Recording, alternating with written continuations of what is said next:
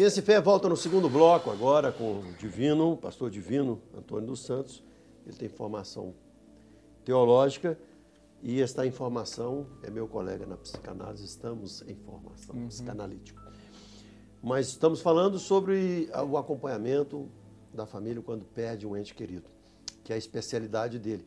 Estávamos falando sobre, você disse que depois continua fazendo um trabalho terapêutico com a família, né? Sim, sim. E tem resultados, assim, além de espirituais, é o melhor Social, momento que você apresentar relacional. o plano de salvação, né? Sim, Não tem sim, momento claro. melhor.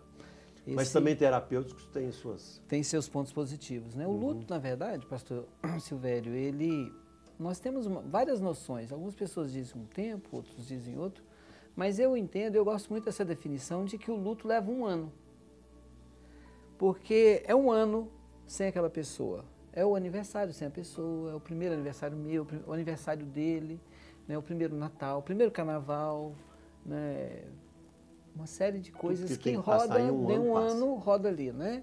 Se tiver a Copa do Mundo, né, também na época ali, né, as Olimpíadas, né, poxa, né? Então sempre há datas que as pessoas vão se lembrar, né? E o luto, na verdade, é um processo que a pessoa precisa entendê-lo, não como dor, mas eu gosto de incentivar as pessoas que eu acompanho que eles façam essas lembranças com conforto. Se houver alguma coisa espetando, alguma coisa incomodando, tem alguma coisa errada.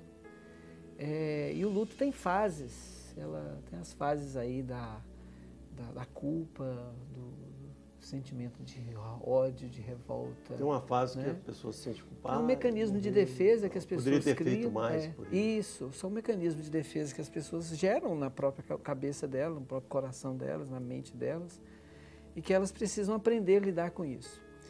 E dependendo da situação, esse luto, eu penso que ele tem um tempo para acabar. Mas, como nós estávamos dizendo, que o luto ele pode criar certas situações muito complicadas para a vida das pessoas. E uma das coisas que eu tenho observado é que muitas pessoas prolongam o luto para além daquilo que precisa. Tem algumas pessoas que a gente conversa com elas falam, nossa, mas meu marido morreu, meu filho morreu e tal.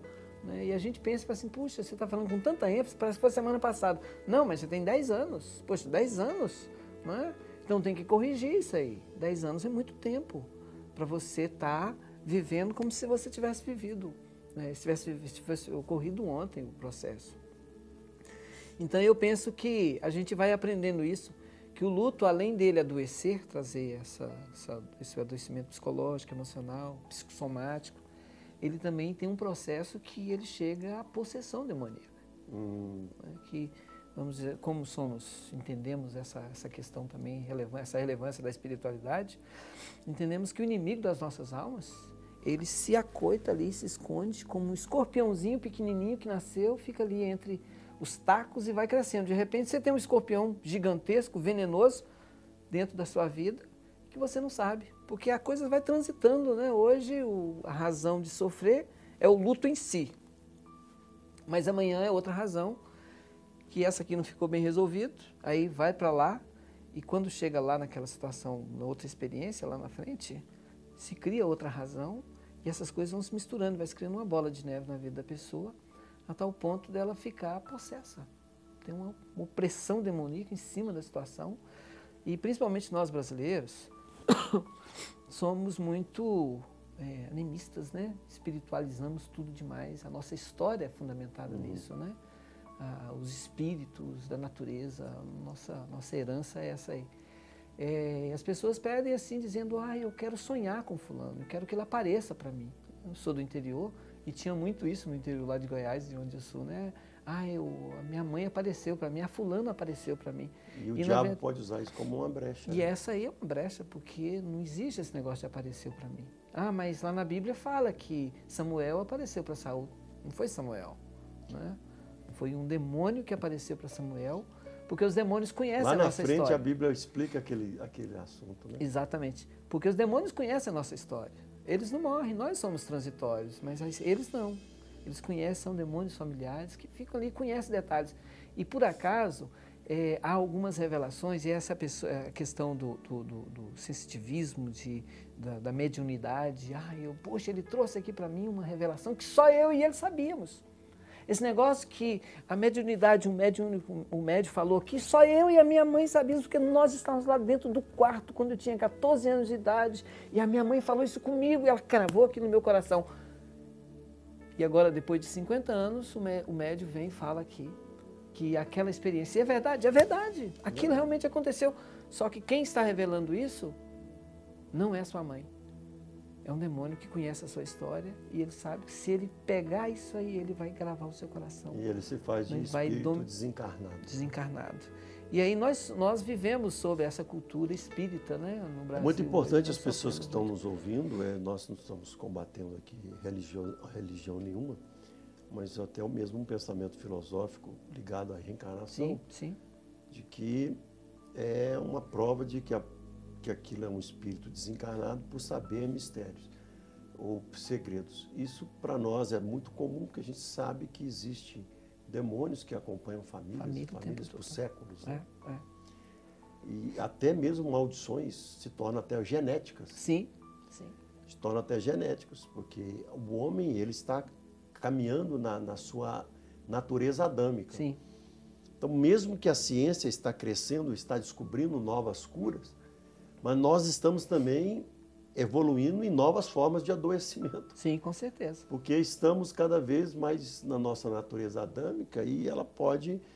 Tanto é que até mesmo a natureza, os vírus vêm se mutando. Né? O vírus da AIDS é uma coisa muito nova, muito recente, dos anos 80 para cá. Isso, na história isso não é nada, né? E hoje no nosso país aqui nós temos o Aedes aegypti, né? Que a dengue, hoje nós já estamos talvez no 5º vírus de mutação, né? E todo ano, praticamente, de tempo em tempo, eles têm que fazer um novo antídoto para combater o vírus, porque o vírus mutou. Você vê, muitos cientistas não acreditam nisso, né? Mas eu já estudei muito sobre isso, sobre evolução e criação, e uma das coisas mais combatidas na Bíblia são a idade daqueles patriarcas, né? Sim. Mas você vê nitidamente que Deus foi restringindo a idade.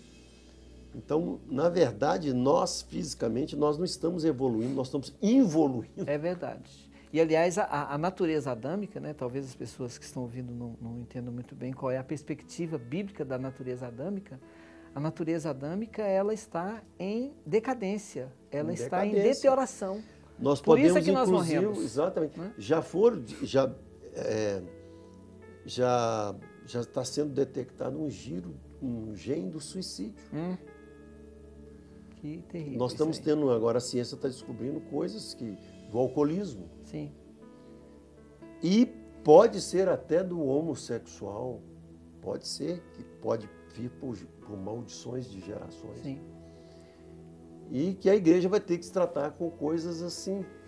Mas nós também temos o poder da ressurreição de Cristo que pode nos curar até disso. Né? E isso que é extraordinário, porque a nossa expectativa, mesmo que nós morramos, nós ainda temos esperança que nós não vamos permanecer na morte. Essa é a natureza do segundo Adão.